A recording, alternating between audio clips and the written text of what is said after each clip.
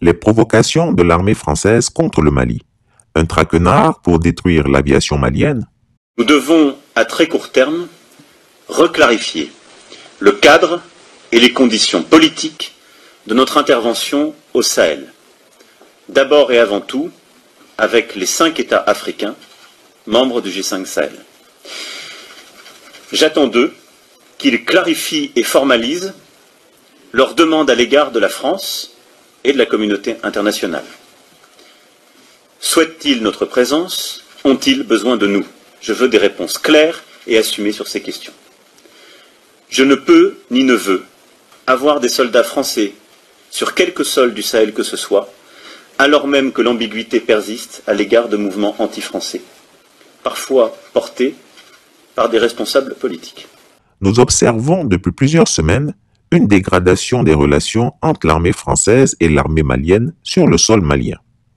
En effet, en juin 2021, l'armée française, sans crier gare, a annoncé qu'elle ne coopérerait plus avec l'armée malienne pour combattre le terrorisme au Mali. Notre priorité au Mali est la lutte contre le terrorisme et la présence de nos forces sur le terrain n'est pas un élément suffisant dans cette lutte. Elle nécessite aussi le renforcement d'institutions stables et légitimes. C'est pour cela que nous soutenons les efforts de la CEDEAO. La CEDEAO a fixé hier, lors de son sommet exceptionnel, les paramètres qui sont à nos yeux le minimum pour ce qui est de la transition au Mali. Et leur mise en œuvre sera vérifiée dans les tout prochains jours. Et je crois que si aujourd'hui la mission MINUSMA EUTM sont parfaitement nécessaires, ni la France ni ses partenaires n'ont vocation à s'engager si ces dispositions ne sont pas tenues. Et donc très clairement, les exigences posées par la CEDEAO devront être vérifiées, pleinement respectées. Et c'est ce qu'avec nos partenaires africains, nous regarderons dans les tout prochains jours. Comment peut-on imaginer une telle ignominie? Vous venez dans un pays dans le cadre d'un accord de coopération militaire et de défense. Vous décidez ensuite, sans consulter la partie adverse, de continuer à mener des opérations militaires sur le sol d'un pays étranger sans coopérer avec l'armée nationale de ce pays. Où a-t-on vu un tel schéma être acceptable? L'interruption n'aura duré qu'1 mois. L'armée française reprend du service au Mali. Les militaires de la force Barkhane vont donc à nouveau patrouiller avec l'armée malienne pour lutter contre le djihadisme au Sahel. Ces activités avaient été suspendues le 3 juin dernier, après un deuxième putsch en 9 mois au Mali. Chris Yapi invite les Africaines et les Africains à se demander vraiment ce que cherche encore l'armée française au Mali. En outre, non contente de se comporter comme bon lui semble sur le sol malien depuis de nombreuses années, l'armée française a récidivé en février 2022 en décidant, sans la moindre consultation avec les autorités maliennes, de retirer sa force Barkhane du Mali et de la remplacer par une nouvelle force multinationale européenne appelée Takuba, du nom d'un célèbre sabre qui sert en langue malienne à couper les victimes en deux. Qui peut accepter que sans consultation, sans votre accord, un pays étranger introduise d'autres armées étrangères sur votre sol, soi-disant pour combattre le terrorisme, alors même que les résultats sur le terrain sont quasiment nuls? Et donc, nous avons été nombreux, presque unanimes, à soutenir cette première phase de l'intervention française qui s'est concrétisée par des frappes aériennes qui ont stoppé, effectivement, l'avance des colonnes terroristes. Maintenant, nous sommes passés à une autre phase de l'opération qui n'était pas prévue, qui avait même été exclue par le président Hollande, qui avait expliqué qu'il n'y aurait pas de troupes françaises au sol. Je vous rappelle qu'on est dans une ère géographique où la France a été, dans l'ancien temps, colonisateur, et la présence de soldats français sur le sol de cette région sahélienne n'était peut-être pas la meilleure chose à envisager. L'armée française qui n'était pas prévue d'être au sol, pendant qu'ils interdisaient à l'armée malienne de rentrer au sol, ils amènent 4000 militaires avec un budget de 1 milliard. Mais est-ce que ce n'est pas avec l'autorisation du Mali? 4000 militaires, ce n'était pas prévu par l'opération Serval. Ce qui a été dit aux Maliens, ce n'est pas ça. 1 milliard de francs CFA par jour. Tout le reste est venu de ça. Est-ce que vous savez qu'Assimi Goïta, pour la petite histoire, fait partie des officiers qui ont été bloqués à la porte de Kidal? Ah, les unités spéciales, ils ont pris un EFIS, ils s'apprêtaient à donner l'assaut sur Kidal. Les Français ont bloqué. Qu'est-ce que vous faites maintenant que vous leur demandez de partir? Non, nous ne leur avons pas demandé de partir. C'est eux qui ont dit qu'ils partent. Ce qui s'est passé... Sous une certaine pression de la part des autorités et de la rue. Pas du tout. On a vu les pancartes fleurir. Les pancartes sont venues plus tard. C'est eux qui ont dit, le 3 juin et le 10 juin, parce qu'il y a un nouveau gouvernement, qu'ils vont quitter le Mali au motif que le Mali s'apprêterait à discuter avec les terroristes. C'est la raison avancée. Vous avez un accord de défense avec nous. Vous décidez d'en sortir. Vous ne nous avisez pas, c'est sur les médias qu'on apprend. À un sommet du G5 Sahel, le président français vient tout d'égo annoncer. Ce jour-là, notre président lui a dit, Monsieur le Président, ce n'est pas comme ça.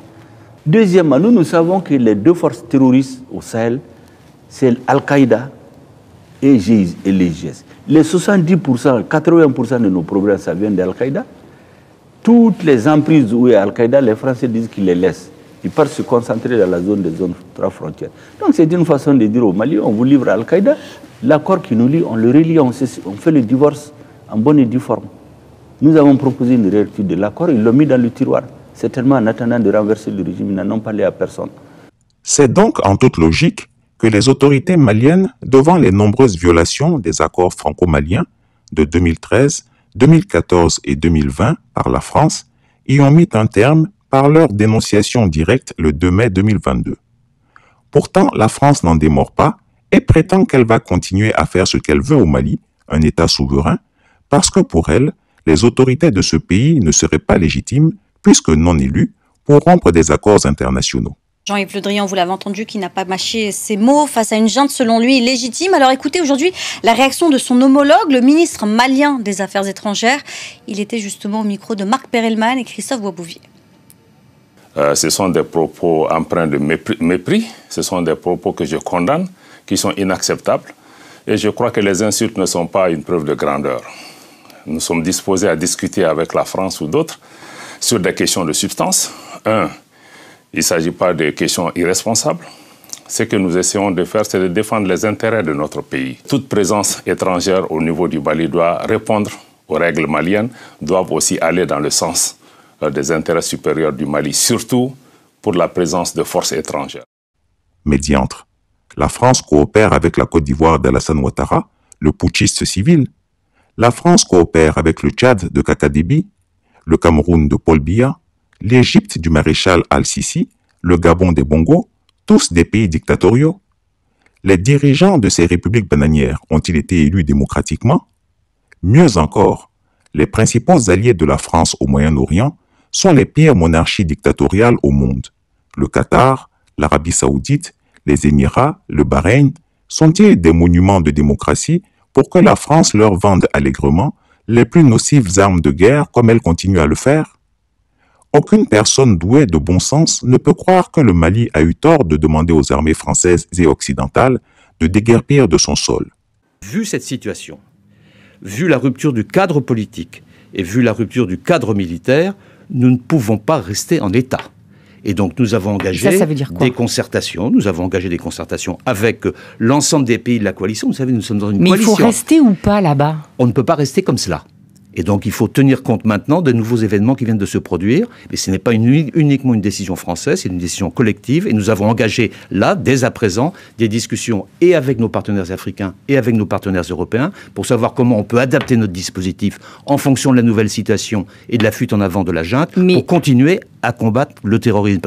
Face à cette réalité implacable pourtant, Chris Yapé vous informe que la France veut absolument trouver une faille pour frapper fatalement le régime de transition d'Assimi Goïta et de Choguel Kokala Maïga.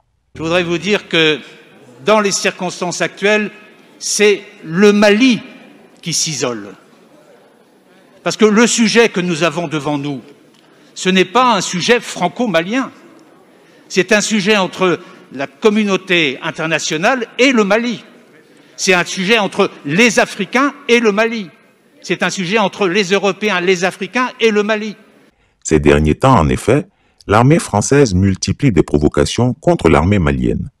Violations répétées de l'espace aérien, opérations militaires terrestres non autorisées, mouvements de troupes dans des zones pourtant interdites par l'État malien aux forces étrangères, mensonges et propagandes infectes contre le Mali et ses alliés géostratégiques sur les médias mainstream, soutien à la rébellion du nord du Mali et aux opposaillons vendus de la France-Afrique qui ont trouvé refuge désormais en Côte d'Ivoire, sous l'aile protectrice du despote des lagunes Alassane Dramane Ouattara, harcèlement bancaire et financier contre l'économie malienne, tentative de sanctions onusiennes, heureusement bloquées jusqu'ici par la Chine et la Russie au Conseil de sécurité, etc.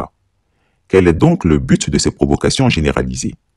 Il s'agit de pousser l'armée malienne à riposter contre les troupes françaises stationnées au Mali, afin d'en prendre prétexte pour détruire l'infrastructure émergente de l'armée malienne. Ce qui se passe est tout à fait clair.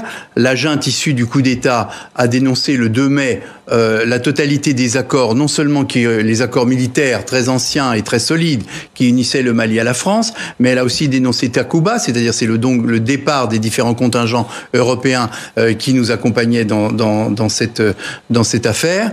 Et donc on est en difficulté parce que d'abord cette rupture des accords repose sur des raisons qui sont absolument stupides, du genre la France a utilisé l'espace aérien du Mali sans prévenir, enfin tout ça est absolument invraisemblable. Et en plus, on se sert une nouvelle fois des milices Wagner, quand même pilotées par la Russie, qui a tenté un coup en essayant de monter un faux charnier, des malheureux qui sont morts, et ils ont tenté d'enterrer ces gens comme si c'était les forces françaises qui avaient exécuté des gens. Par chance, nous avons quand même un certain nombre de satellites qui circulent dans le coin et qui ont pu démonter cette manœuvre grossière. Mais ça montre bien là encore à quel niveau nous en sommes. Je veux dire, il n'y a plus de respect de règles internationales. On voit maintenant des milices qui agissent pour le compte d'un certain nombre de gouvernements, et notamment celui-là. C'est absolument dramatique parce que je pense que le Mali paiera très cher le fait de s'être séparé de manière aussi violente des forces françaises. Cela ne vous a pas échappé, l'armée malienne est aujourd'hui la première armée ouest-africaine francophone en termes de dotation, armée de terre, de l'air, renseignements satellitaires, radars et dotations militaires individuelles. Les fréquentes commandes d'hélicoptères de combat dernière génération auprès de la Russie ont permis à cette armée d'augmenter sa force de frappe sur tout son territoire national. Les terroristes sont en débandade dans l'espace malien. Ils refluent actuellement vers le Burkina Faso, le Niger, la Côte d'Ivoire, le Bénin, le Togo et même le Ghana, car les FAMA leur mènent la vie très dure. Jalouse de cette montée en puissance de l'armée malienne, la France macronienne ne rêve que d'une occasion d'attaquer le Mali, de détruire, comme elle le fit en 2004 en Côte d'Ivoire, toute l'aviation malienne embryonnaire, mais aussi décapiter le régime du colonel Assimi Goïta, qu'elle accuse à corps et à cri de l'avoir humilié dans sa prétendue zone d'influence. Souvenez-vous, en 2004, la France de Jacques Chirac a organisé une auto-attaque aérienne de son camp militaire de Bouaké et a aussitôt pris ce prétexte pour détruire toute l'aviation ivoirienne de mon frère Laurent Gbagbo, qui montait pourtant en puissance contre la rébellion. C'est le remake de ce schéma de Judas qui se prépare au Mali. Oui, Chris Yapi vous le dit. La France veut à la limite organiser une auto-attaque dans ce pays pour attaquer et détruire l'infrastructure générale de l'armée malienne et imposer le retour de ses marionnettes au pouvoir à Bamako. On a pour cela apprêté des bataillons noirs de légionnaires français déguisés en uniforme des FAMA, un plan d'attaque aérienne simultanée sur toutes les positions stratégiques de l'armée malienne, avec pour ambition de clouer l'aviation d'Assimi Goïta au sol en un temps record afin de le mettre échec et mat. Chris Yapi avertit encore une fois nos frères et nos sœurs du Mali pour qu'ils se mobilisent plus que jamais autour des FAMA, du gouvernement de transition du Dr Choguel Maïga et du président Assimi Goïta. L'armée malienne doit savoir tenir ses nerfs. Le peuple malien doit continuer à se mobiliser par millions autour des autorités de transition, et ce, jusqu'au départ de l'ensemble des troupes néocoloniales de leur sol. Autre avantage, la Russie a averti la France au Conseil de sécurité en ce mois de mai 2022 que toute attaque contre le Mali serait une attaque contre la Russie, car les accords de défense franco-maliens n'existent plus, alors que les accords de défense russo-maliens demeurent. Dans ces conditions, attaquer le Mali, c'est attaquer la Russie. En pareil cas, la riposte de tonton Poutine, le grand frère préféré des révolutionnaires citoyens d'Afrique contemporaine, sera fatale au bataillon macronien au Mali. Qui vivra verra. Chris Yapi ne ment pas. Retrouvez Chris Yapi sur son nouveau compte Twitter, ses 2 chaînes YouTube, sa chaîne Dailymotion, Instagram et Mediapart.